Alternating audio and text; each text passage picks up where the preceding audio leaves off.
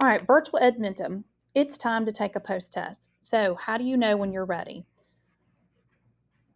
First, you need to make sure that you have completed all of the tutorial and all of the mastery tests for each of your lessons in that unit. So we're coming up on Unit 1. So Unit 1, you're going to make sure you've gone through and taken every single one of your lessons and you have completed and taken notes for each of those lessons.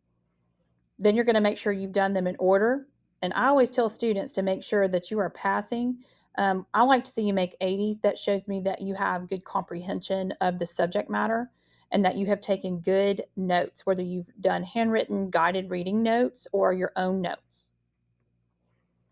Tips for success on a post test. All right, remember, we log in with our DCS Chromebook through Clever. Open Edmentum, and then you'll take your post test.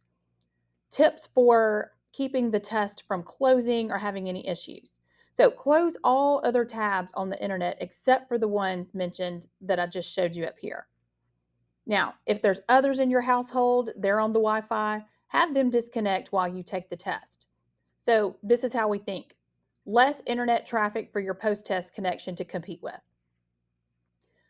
Do not open any other internet tabs or leave the post-test page while taking the test. Edmentum will lock you out of that because the program is going to think you're attempting to look up answers, potentially trying to cheat. So it's going to lock you out. And remember, take the test in non-peak hours of internet usage. Think of other times than lunchtime and dinner time hours because that's when a lot of people are on their devices and using up Wi-Fi bandwidth.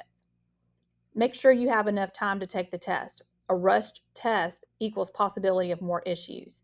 And then lastly, don't be afraid to ask questions. If you mess up, if there's something, I understand you're taking a test, internet glitches, and it locks your test.